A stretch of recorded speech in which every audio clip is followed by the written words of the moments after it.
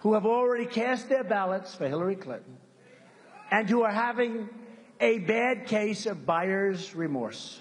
Wisconsin is one of several states where you can change your early ballot if you think you've made a mistake. A lot of stuff has come out since you voted.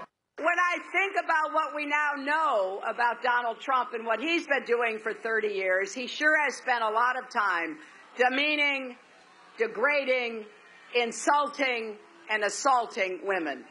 He has shown us who he is. Let us on Tuesday show him who we are. So we begin our coverage this morning live in Florida. John Roberts in Miami, where Trump holds the first of 3 rallies today. And John, good morning there. Bill, good morning to you. Donald Trump will be at the Bayfront Amphitheater right along the shores of Biscayne Bay at about noon today. This amphitheater holds 10,000 people, so if he can pack the place out, that is going to be a very good visual for him in terms of generating enthusiasm here in South Florida among voters. Here in Miami-Dade County, which is a very, very Democratic county, he is substantially behind in the early and absentee voting, but Republicans in the overall ahead in the state of Florida. Let's put up the results of the latest ABC News tracking poll. 46-46 now. Hillary Clinton and Donald Trump back to a tie. But take a look at this number because this is really interesting. The honesty and trustworthiness number, Donald Trump has got an 8-point lead, 46-38 over Hillary Clinton, indicating perhaps that the renewal of this email scandal may be taking a little bit of a bite out of her support. You mentioned changing your vote. There are 7 places across the United States where you can do that. The state of Wisconsin, where Donald Trump was last night, Michigan, Pennsylvania, Minnesota, New York, Connecticut, Mississippi. Minnesota, the deadline passed yesterday afternoon. New York, Connecticut, Mississippi, not really battleground states. So really Donald Trump focusing on people in the 3 states of Wisconsin, Michigan, and Pennsylvania. Today, he'll continue to go hard against Hillary Clinton on the email scandal, this whole idea of corruption, particularly drilling down on that email that was revealed yesterday from John Podesta, suggesting that he had to dump all of the emails. Here's what Trump said about that last night in Eau Claire, Wisconsin. We have to dump all of those emails. Can you believe this? That's WikiLeaks. And he also said, to me this made a big statement, John Podesta, I tell you what, if he worked for me, I would fire him so fast. He is such a nasty guy. I would fire him like The Apprentice. John, you're fired. Now, John Podesta insists when he used the word dump, he meant to give those documents over to investigators. Trump having none of that, saying, though, that dump meant in the trash. Bill? In the meantime, many have pointed out that he's not taken the bait, whether it's a casting of the war on women, however you want to phrase that appearance yesterday in Florida. Trump seems to be sticking on policy when it comes to Obamacare, et cetera. You heard that, John. Yeah, he has shown an extraordinary amount of discipline in the last week, just focusing on the FBI and the email investigation, as you said, not taking the bait and starting every rally with policy, specifically Obamacare, because we're in open enrollment now. A lot of people are facing double-digit increases. Those astronomical deductibles are just crazy.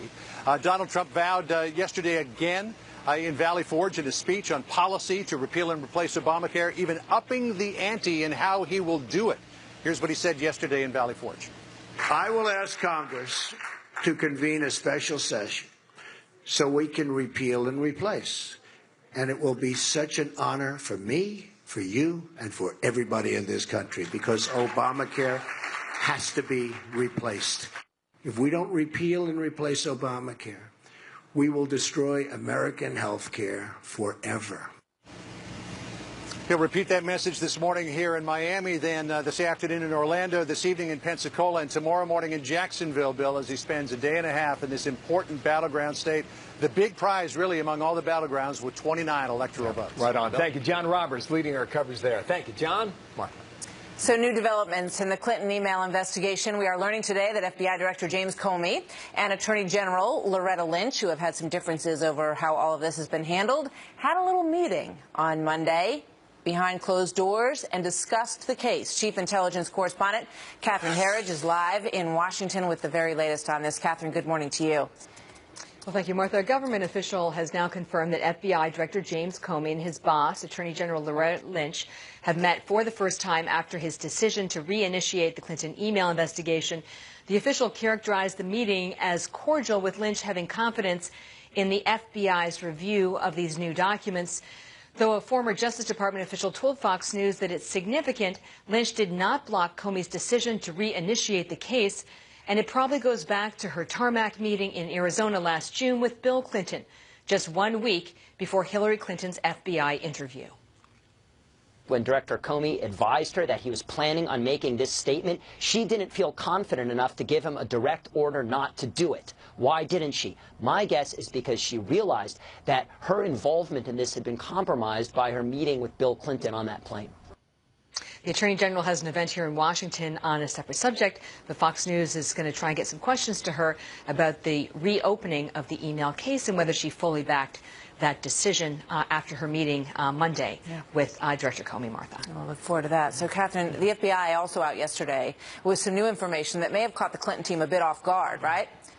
Well, look, the FBI's position on these records is that the Bureau releases new documents when they're ready, and the Bureau has an obligation when there are multiple requests for the records through the Freedom of Information Act, and that was the case here with the rich documents. So they're saying it's not calculated.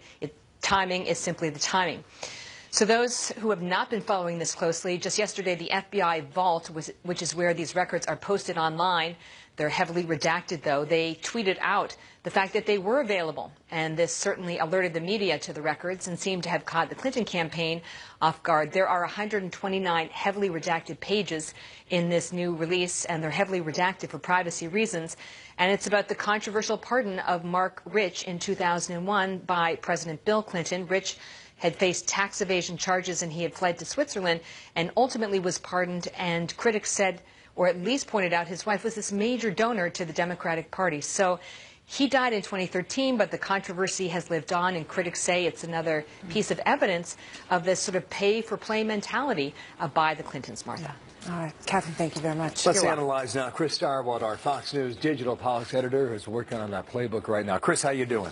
Living the dream, brother. Generally speaking, did you on day 7 yesterday, 7 days away, meaning from the election, did you pick up a sense of a shift in this race when you look at the number of polls that have been out in the last 48 hours, and whether they're right or wrong, whether they're up or down? You watch your Twitter feed from mainstream media, and you get a sense that the map is changing. Do you agree with that, A, and is that for real? Well, I might look at it a little bit differently. We had seen the race closing over the past 2 or 3 weeks. Donald Trump was at an unnaturally low point, and it had been a very bad run for him. And we saw the race normalizing. And as we were going into last Friday, when the news broke about Tony Weiner's laptop, that things had already normalized in the race. The race had gone back to where it was, which was a small but fairly steady lead for Hillary Clinton. Now we get into this week, and part of what you're seeing out there are reporters, analysts, and others who the polls are usually right, but not every poll in unto itself is correct. So when people see a 13-point swing, or they see this up or that down, they freak out. And part of what you're seeing this week are people who thought once that the race was way out of whack and that Donald Trump had no chance, realizing that, yeah, in fact, he has a chance to win this thing. The headlines, Obamacare increases, he's hitting that.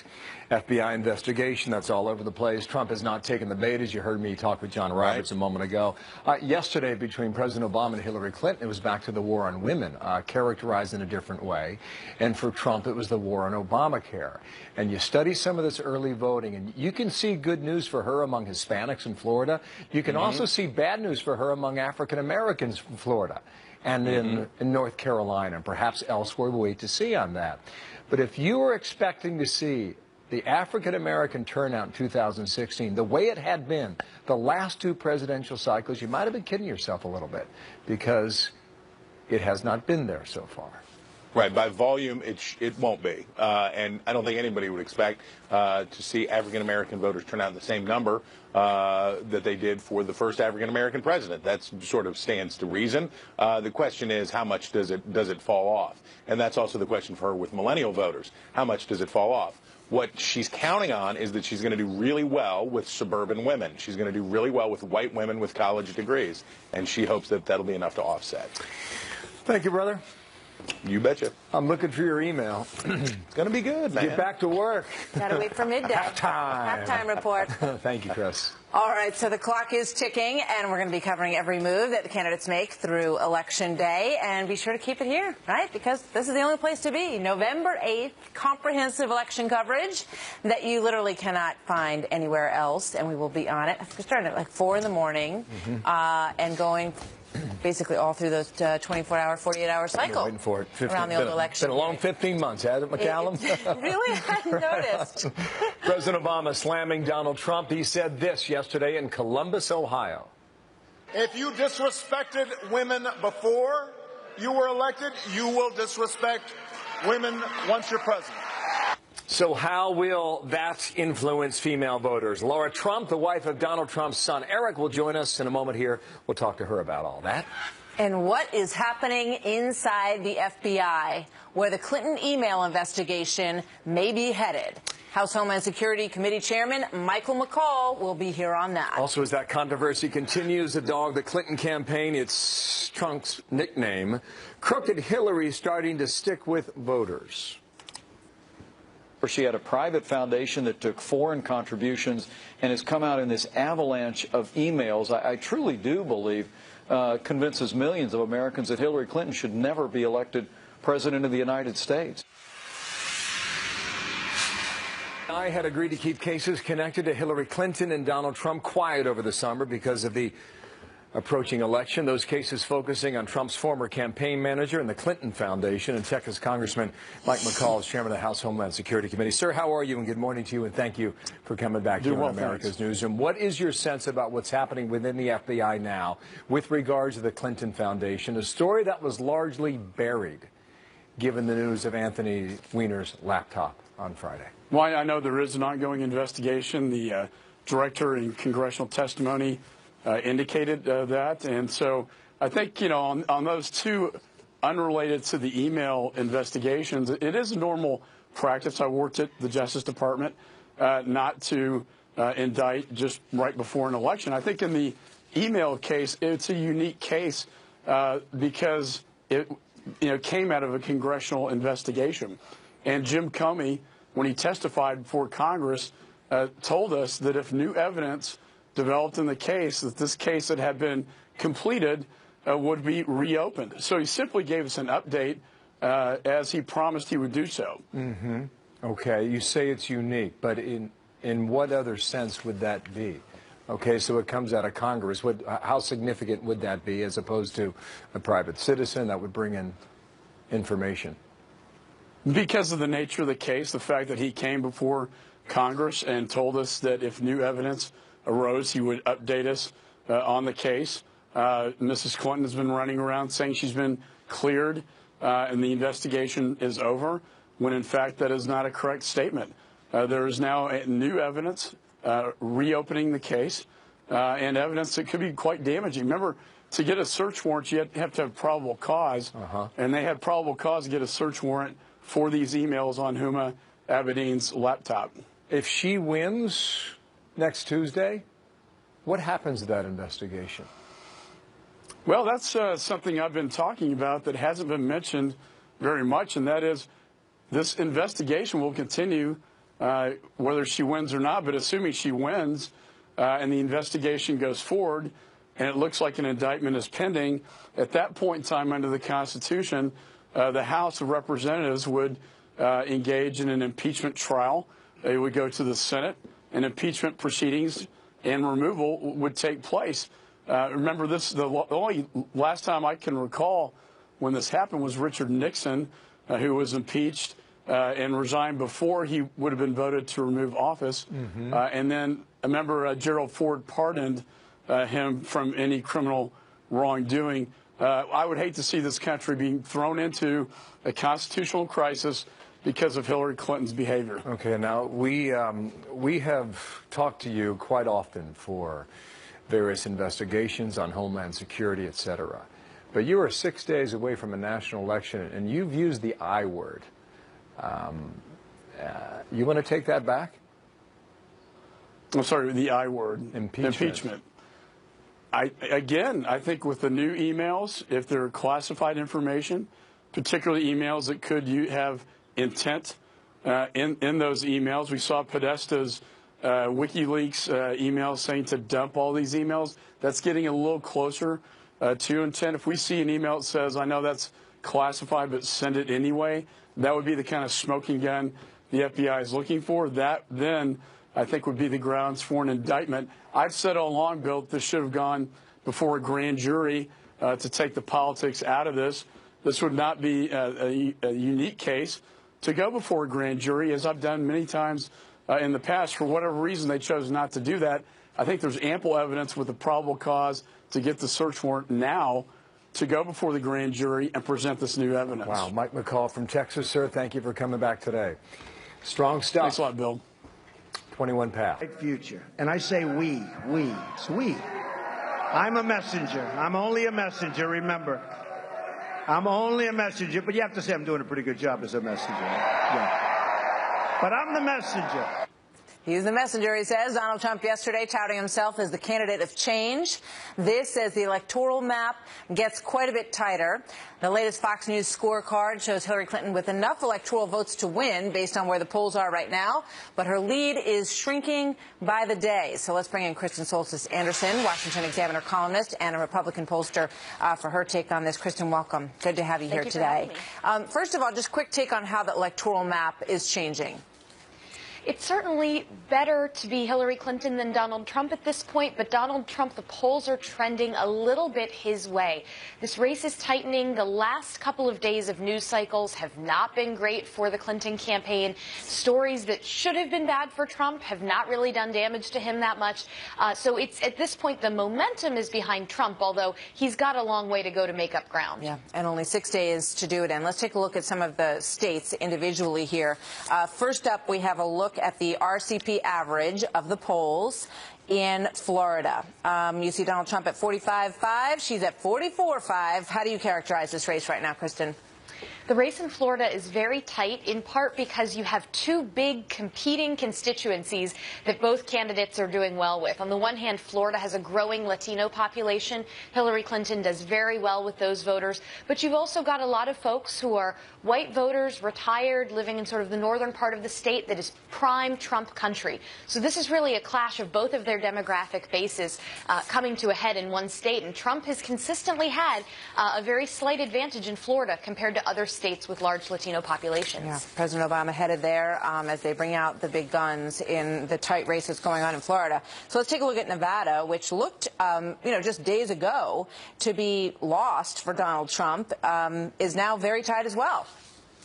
You're right. And Nevada is one of those states where, again, Donald Trump has a big hotel with his name on it. It's the sort of state where, he really came to play and has always believed that it's on the table for him. And in Nevada, Republicans actually have a chance at picking up a Senate seat there. So you have a little bit of good stuff going on in the down ballot race that has the potential to perhaps help make this a more ripe pickup for Republicans. All right, North Carolina, very tricky. And Hillary Clinton has been ahead for the most part in North Carolina. But now you see the latest poll has 47-46, well within the margin of error in North Carolina. How does that one look to you? North Carolina is a state where down ballot is less good for Republicans, especially at the governor's race, because there's been a lot of controversy there over issues like the transgender bathroom bill, voter ID. So there's a lot going on in North Carolina that's different from the national debate. There, Donald Trump has always struggled, but one thing he may have going for him, New York Times today is reporting that African-American early vote turnout appears to be slightly down in places like North Carolina. So the Clinton campaign would really need to ramp that up in order to catch up and make sure that they've got that state banked in their column. They've limited the early voting days in North Carolina, which has been controversial. Some say it's making it harder for black voters to get to those voting places in their areas. Kristen, thank you very much. Interesting read. We'll see you next time. Thank you, Martha.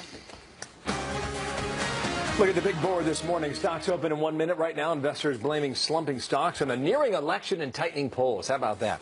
Some say if Trump wins, stocks drop due to uncertainty.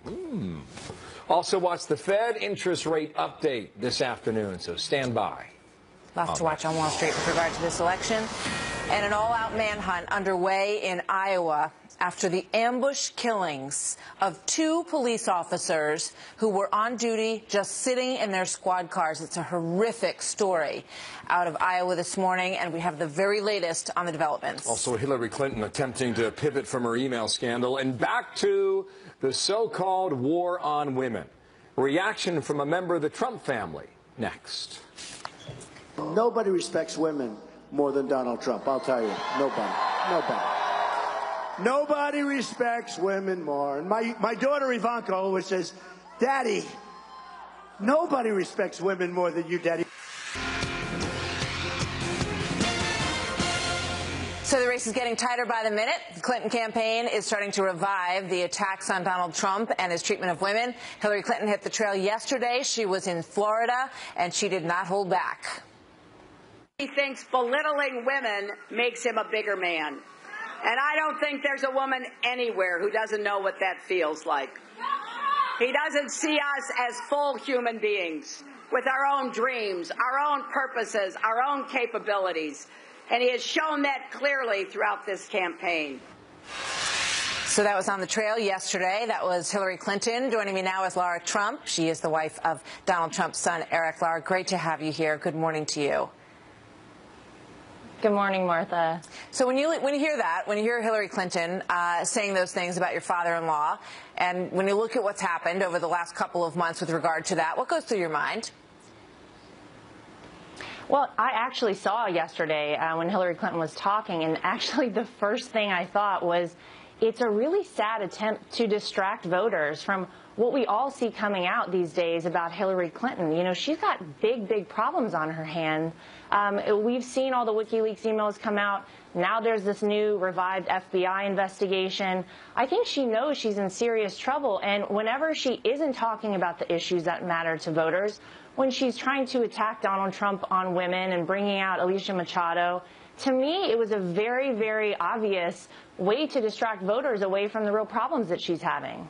So you represent a couple of categories where Hillary Clinton is doing well, actually. She's doing well with women. She's doing well with young women in particular, and she's doing better than your father-in-law in those categories. Why do you think that is?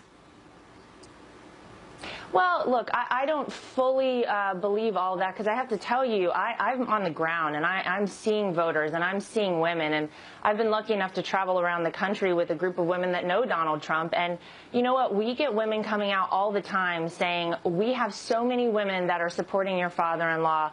Don't believe what you're hearing out there. You know, I think there are a lot of women that are scared to say that they're supporting my father-in-law, and I actually think that the numbers on November 8th are going to reflect that people, men and women alike, are sick of what's been going on in this country. They're ready for change, and they're going to vote for Donald Trump. Do you think that women are sympathetic to the idea that it would be significant, historic, to elect the first women president, or do you think younger women don't care as much about that? I think that we will see a woman be president of this country one day. I certainly hope that woman is not Hillary Clinton. You know, it's a little ridiculous to think that anyone would vote for someone because of their gender. And I think that women actually find that a little insulting. We should put the best person in office for this country that's going to do the best job for all Americans, man or woman. You know, and the idea that anyone would vote for a candidate simply because of their gender is a little ridiculous to me, quite frankly. And I hear it from voters all the time. You know, women come up to me and say that, you know, we understand that there's history being made here, but we don't want it to be made with Hillary Clinton. Interesting. You know, I just want to ask you a question about your family and what you think when the possibility of a White House life for the next 4 years dawns on all of you. Is it daunting to some extent? Well, you know, to be honest with you, Martha, I think we're all sort of taking this in step by step, day by day.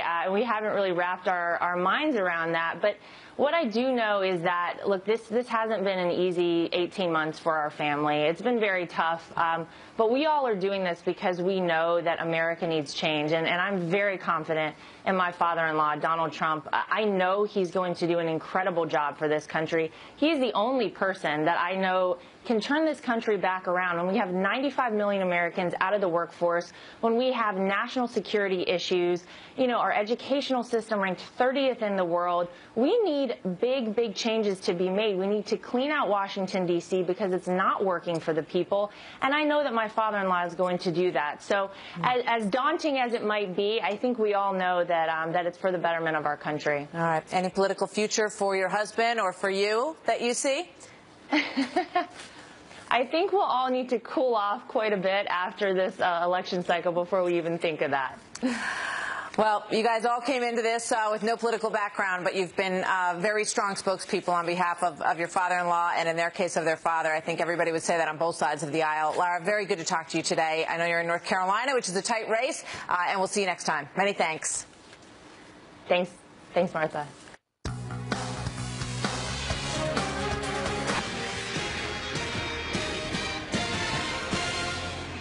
Do you think that she is a corrupt person?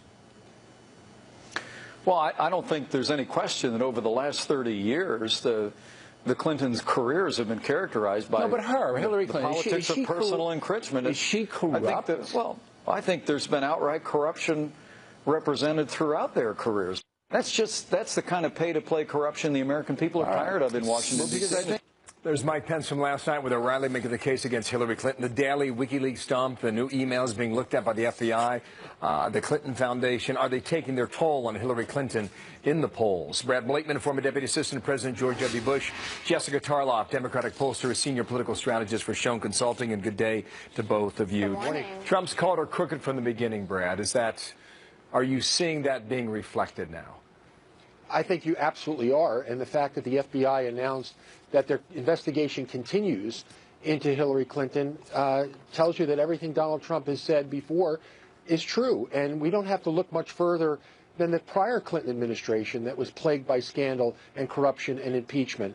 So if the American people liked scandal and corruption in the prior presidential Clinton experience, then they're going to love it next time, because it's not going to be over by Election Day. The FBI investigation continues, along with a myriad of other congressional investigations that have not finished. Jessica, is she vulnerable to this charge? Oh, I definitely think she is, and she has been throughout this campaign. We just saw in the latest ABC Washington Post tracker poll that Donald Trump now has an 8% lead in honesty and trustworthiness over her, which I find astounding when you look at the actual level or number of lies that either candidate has told. I think it's been incredibly effective. I think Mike Pence is showing, though, a little bit of his discomfort with name calling, which he's talked about before. And, Donald Trump would go right for it and say, of course, crooked Hillary, corrupt Hillary. And Pence is dancing a little bit. But I think that it's a very strong argument. I don't happen to think that it's true, but it's obviously been effective. But I do think that the Democrats as well have made the case on the other side, talking about the number of people Donald Trump has stiffed, the number of contractors he hasn't paid, his treatment of women, which Martha was talking about in the last segment, things that are huge character flaws and business professional flaws with Donald Trump that I think has hurt him too. Well, in a campaign like this, it seems like that charge was leveled a lifetime ago. Oh my God, I know, but I'm hoping for more this week. Okay, we'll see. I'm sure you do, from your perspective. Okay, but Pence did not take the bait last night from O'Reilly, Brad. And if you think about Trump's message going after Obamacare, while Hillary Clinton has Miss Universe in Miami, Florida yesterday, and it was almost a and President Obama, for that matter, was in Columbus, Ohio with a similar message. And it was almost like they've revived the war on women under a very different phrase 4 years later. They have, but it's not working. It's desperation. The American people are getting their Obamacare notices, and so they're affected when they reach their mailbox and see that their premiums are skyrocketing when they were promised that their premiums would go down. They promised they would have more choice. So I think the issues are going to turn this election, and not the scandal with regard to Donald Trump, because it's more amorphic. The fact is the FBI is investigating Hillary Clinton. The FBI is not investigating Donald Trump.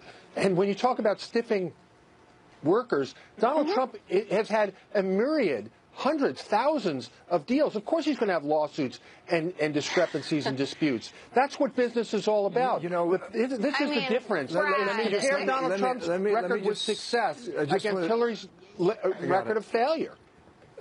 Jessica, listen to the first half of his answer there. Does Trump make a more convincing case for change in America for those voters that are looking for it?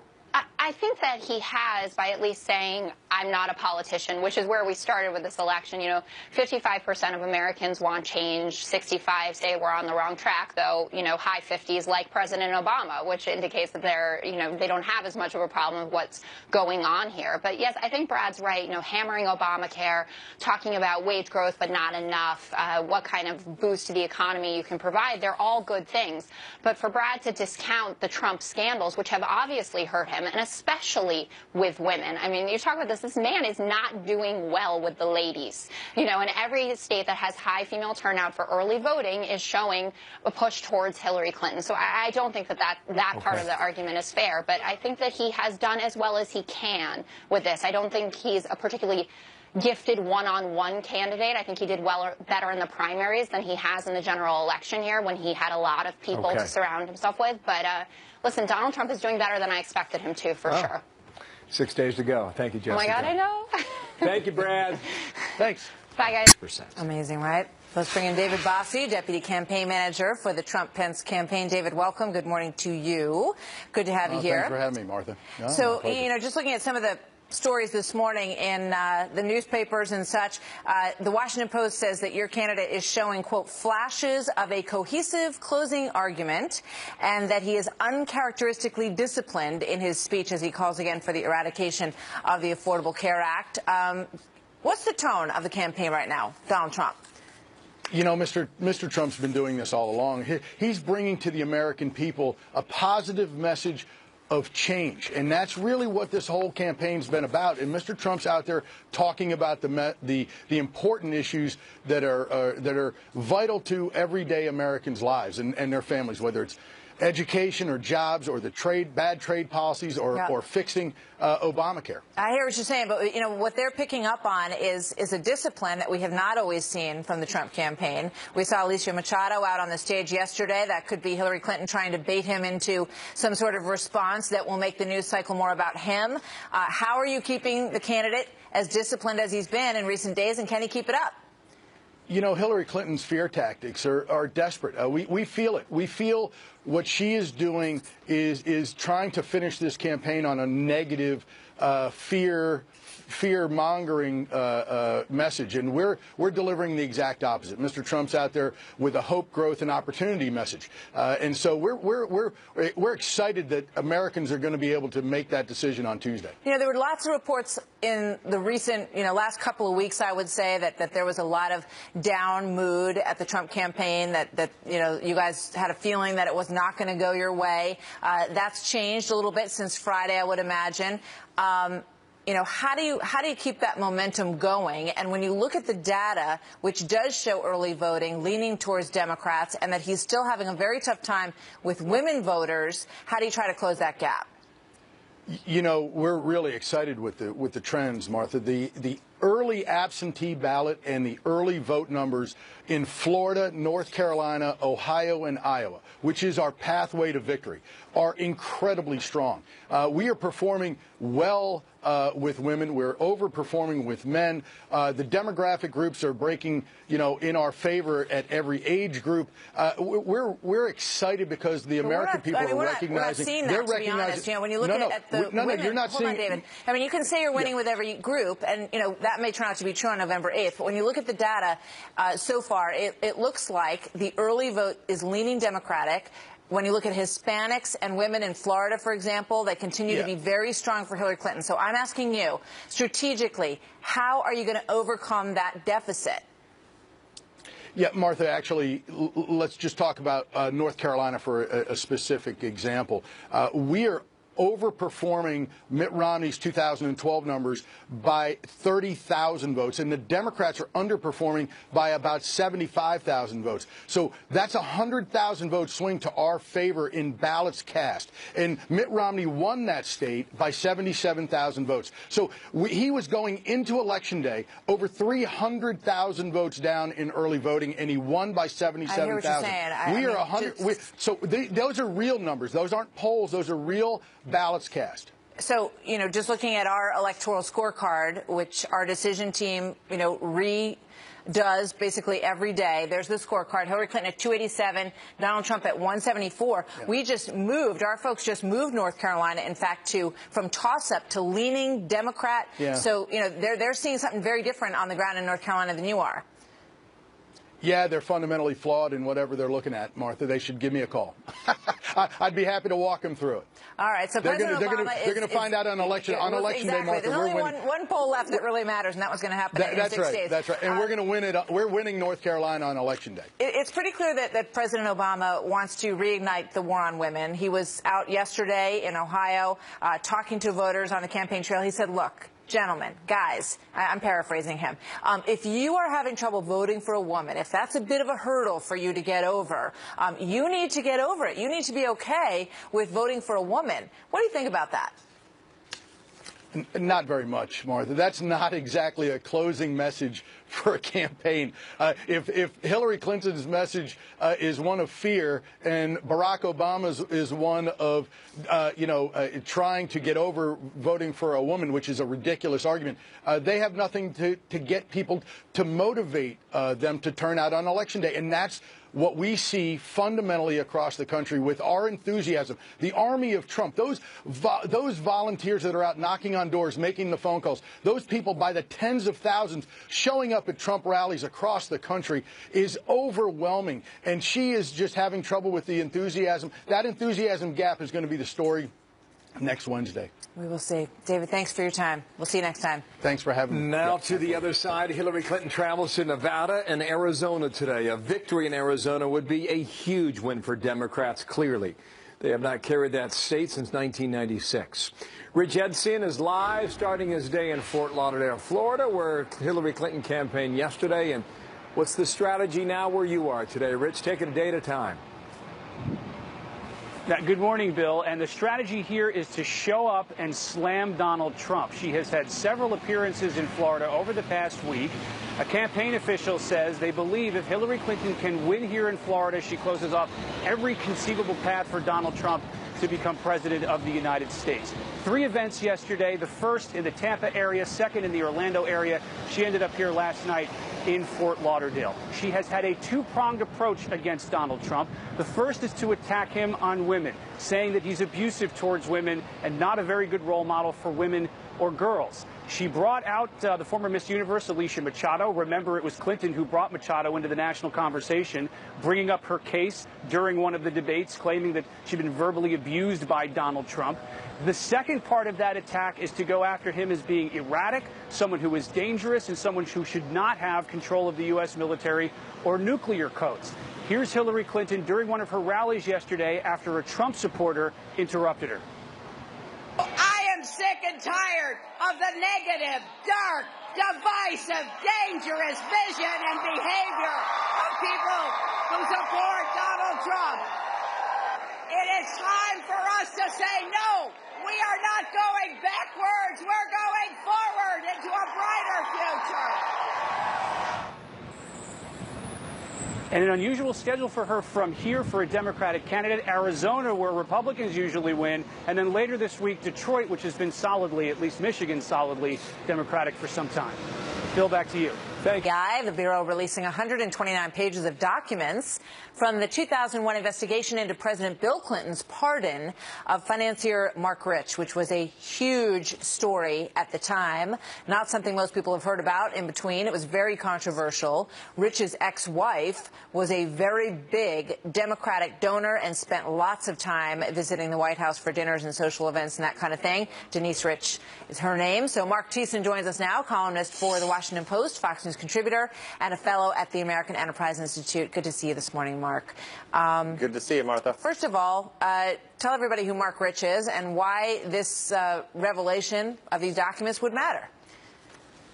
Well, Mark Rich was a Clinton confidant who was on the FBI's 10 most wanted list because he had a habit of trading with regimes that were under U.S. sanctions. So he was caught trading with Iran at the very same time in 1979 when they held 53 American hostages. He traded with the apartheid regime in South Africa. He traded with Libya and Yugoslavia and North Korea and Cuba and the Soviet Union. And so he was facing life in prison for racketeering, tax evasion, and trading with the enemy.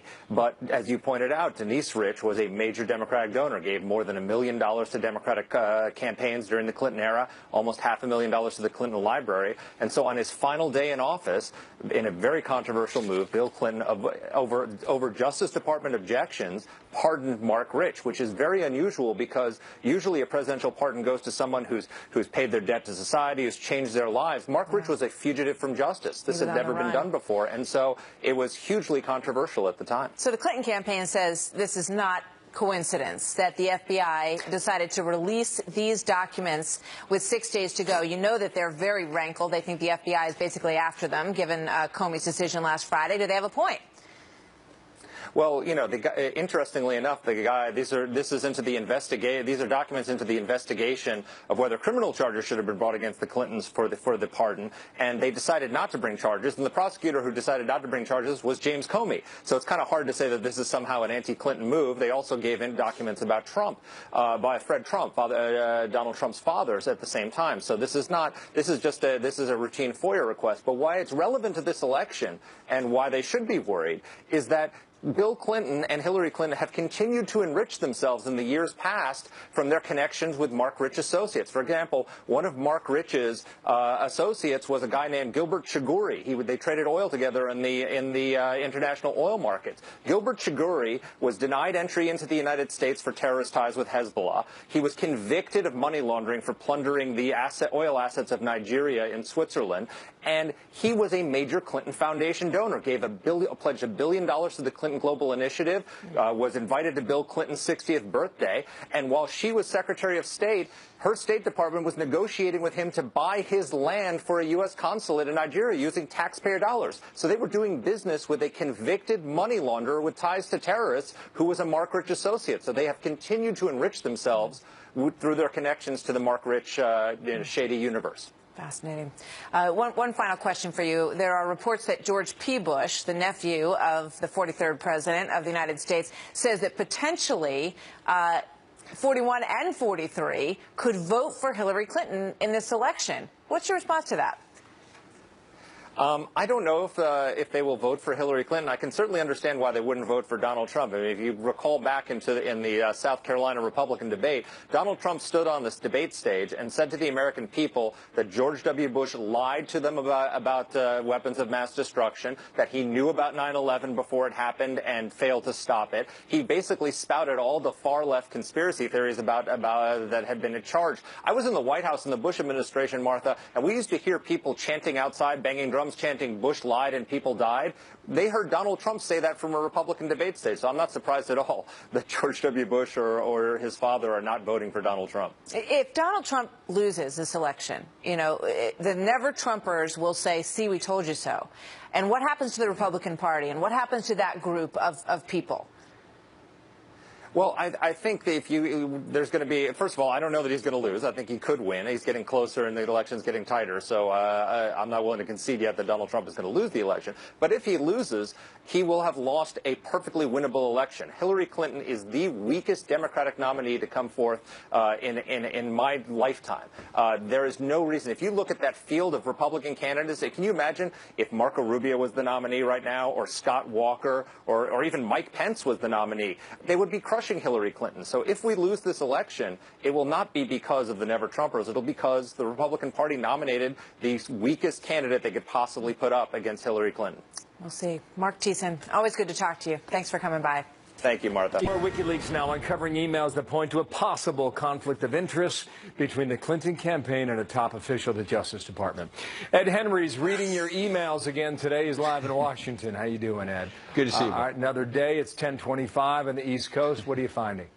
Well, look, Huma Abedin's the investigation of her laptop and these new emails is obviously dominating the political conversation. And part of that conversation is, in previous WikiLeaks dumps, we've seen John Podesta's lauding and lauding an official at the Justice Department. You see him there, Peter Kadzik, a Deputy Assistant Attorney General. He's in charge of congressional affairs. So he's part of the group that had to inform Congress that the FBI was sort of reopening things. And John Podesta in a previous email said, he kept me out of jail once. He represented me. And so there's a tight alliance there. It just got tighter. A new email out in the last few moments.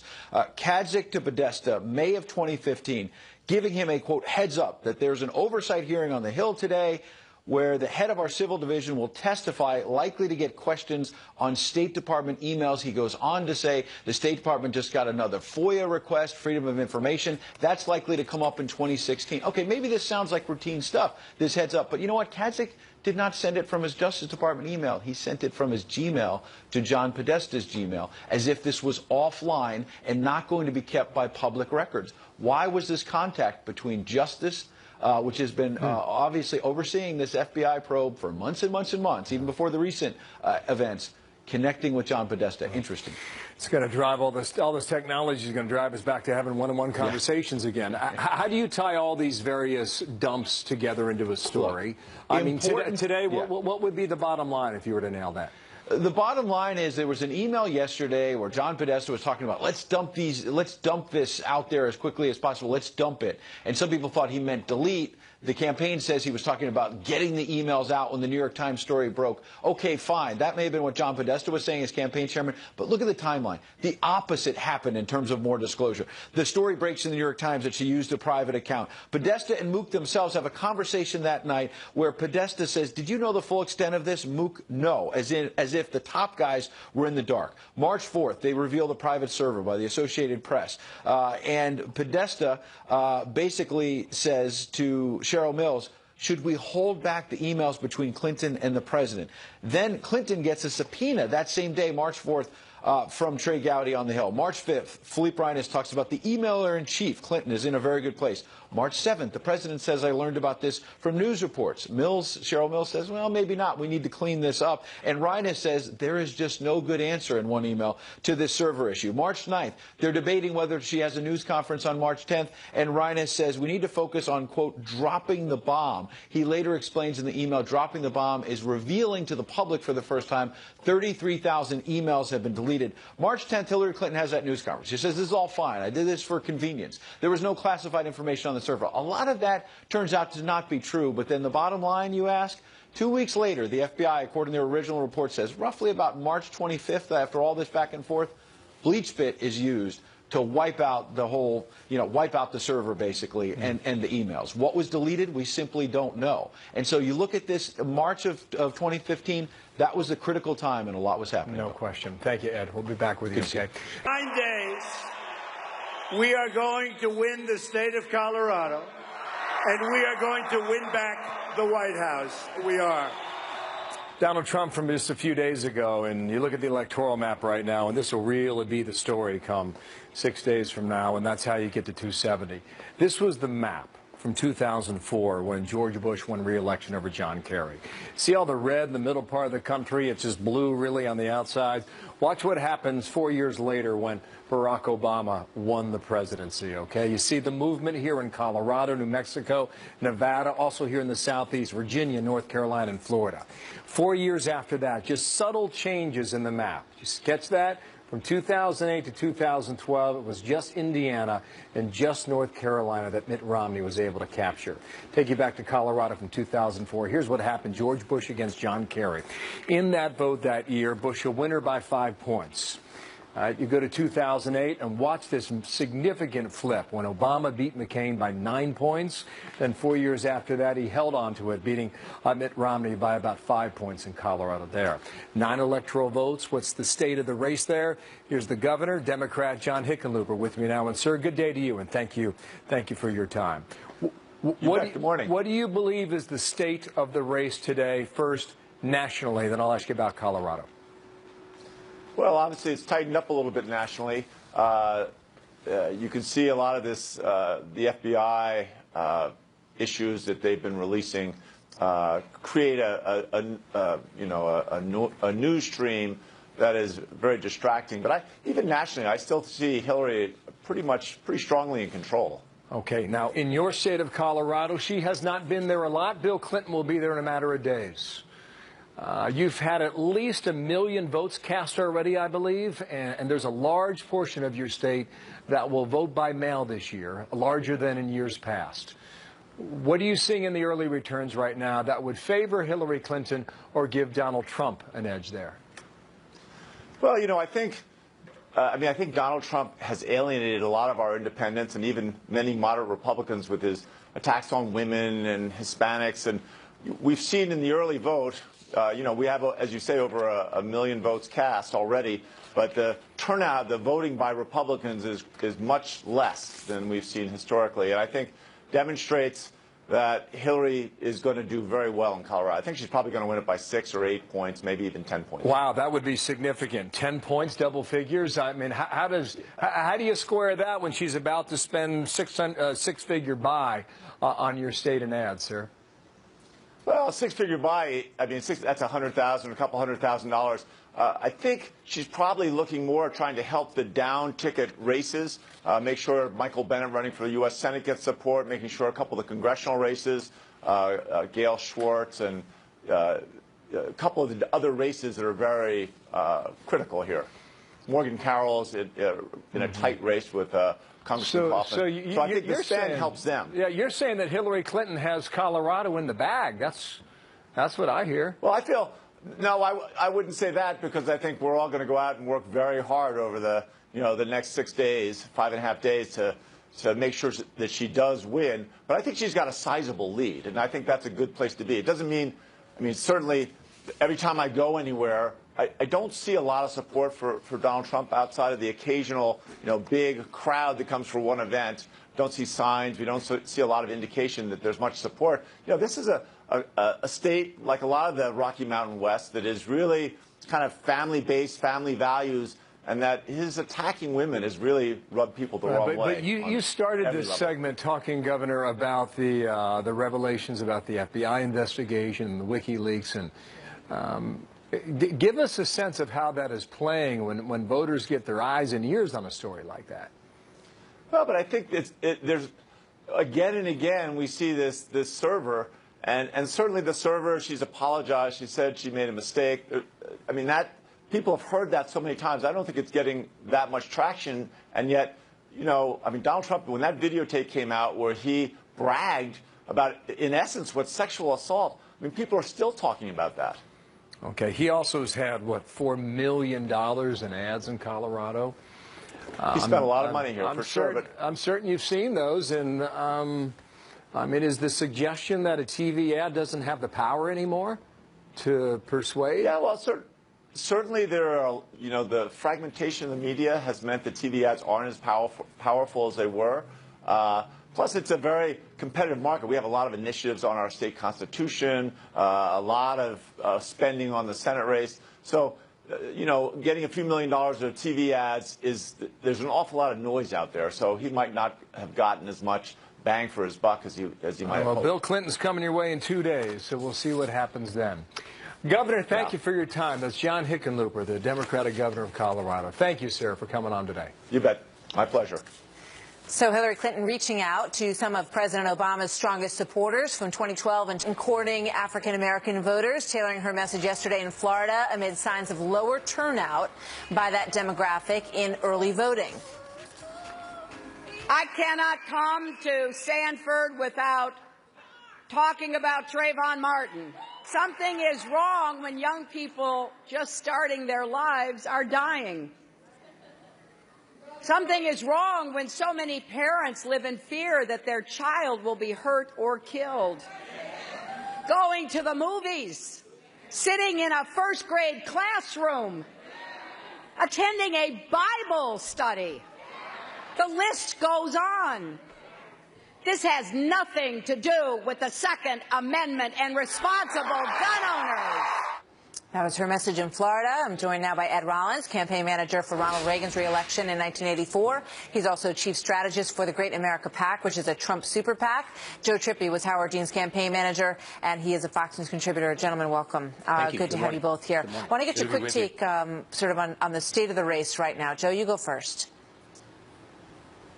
Look, I think it's closed, obviously, but I think that you look at the Electoral College and the states that Hillary Clinton's ahead in, and she's well over 270. And so states like Florida, obviously, are going to be very important, but at this point still don't see any threat of Trump coming up with a path to get there, but we'll see on Tuesday. Yeah, so there's a feeling, Ed, that he has momentum, but she still has the numbers. What do you think? Well, I think momentum is very important in an election, and he's made dramatic strides in the last week. I mean, he's closed 10, 11 points, which is historic.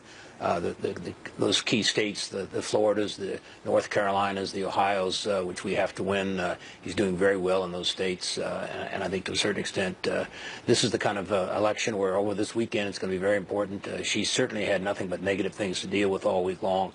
She can't get on the offensive. She's not very inspiring. He really is the candidate for change. Does this dynamic remind you of 1980 or no? Sure. No, it's very definitely very much like 1980, in which the country did not want Jimmy Carter, but Ronald Reagan early on was an unacceptable alternative. He became an acceptable alternative in the course of the campaign. It closed very quickly after the first debate, the only debate, and he went on to have a landslide. My sense is that I'm not predicting a landslide, but I'm certainly predicting a win. Joe, do you agree with that? I don't see a lot of similarities, mostly because I don't think Trump has made himself acceptable to too many groups. I mean, there's a whole bunch of groups out there, blacks, Hispanics, large problems with women, college-educated, suburban, whites, all are people. I don't think he's gotten over that hump. Mm-hmm. I do think he's gotten over that hump with a lot of people. I'm just saying I don't think there's enough, and in enough states, for it to make a difference this late in the game. That's why we have elections. That's why the Clinton people are out there trying to get their vote out and saying the things they're saying, running the ads they're running. And Trump's, where he's going to, where she's going to matter. Florida is going to be, could be the whole thing. If she wins Florida, there is no set of states that Trump can win that are still available to him that would lead to a win. So while I agree with Ed that he's made substantial gains in the last couple of weeks, I still don't see the path coming. I mean, it's such a narrow path. I'm not saying it's not possible. I'm just saying, look, he has to win them all. She has to just stop him in one or two places. Right. And he said as much himself. The 24 states, Romney. When we talked to him. I just want to put up some of what you were just talking about, actually, Joe, which is some interesting data at the early voting look. And what it shows here is, this is Florida voting participation rates in the early voting process so far. The black vote is at 22%. It was at 36% in 2012, Barack Obama's second-term election. Now look at the white number, was 35% in 2012. That's now up to 40. Hispanic was 23%. That is now up to 31. Ed, in a way, that may be the dynamic that is this election. Do you think? Absolutely. Obama twice inspired African Americans to go out and vote in record numbers. They voted in actually higher numbers than whites did for the first time. They make up about 11% of the population. They voted 13, 14% of the electorate turned out to be African American supporters. This time that enthusiasm is not there, and certainly those key states we're talking about. The white enthusiasm is higher, and certainly higher for Trump. My sense, in the only place I counter Joe, is Republicans are coming home, independents are basically breaking for Trump, and that's clearly what we need. It's not all the demographic breakouts we're talking about. It's really, can you get your base back, and we're getting our base back. And can Trump convince enough white suburban women, college-educated women, to cross over whom he may have lost during the Access Hollywood phase of all this? That's obviously the key. We have to do well among suburban Republican women. We're starting to see signs of that coming together. Joe, give me your take on Michigan, Nevada, Colorado, some of these places that the Trump campaign is really trying to make much more competitive in the final days. Well, he has to. I mean, look, he has made gains, but even if he wins Florida and Ohio, there's just not enough places for him to win. He could win all of the toss-up states that are on the map and still not get to 270. So he has to go he has to pick up a Michigan or a Pennsylvania or Wisconsin may be more likely for him than Michigan. We don't know yet, but he's going to have to pull off one of these blue states. The problem, I think, for him is, look, the worst a Democrat has done in the Electoral College over the last 6 elections was the 256 that John Kerry got against George Bush in 2004. And that was, look, blacks we're talking about, they're nowhere near the turnout among minorities that Obama was able to get. So in that kind of a turnout, John Kerry was 1 state short. I'm not sure we're going to, I'm not, you know, Democrats are going to do everything they can to turn out voters in these states.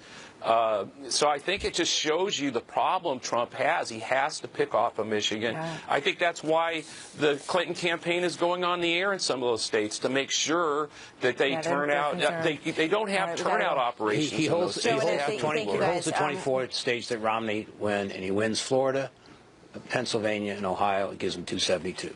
Gotta go. Thanks, guys. Yeah, but Pennsylvania's not happening yet. It never does. But we'll see.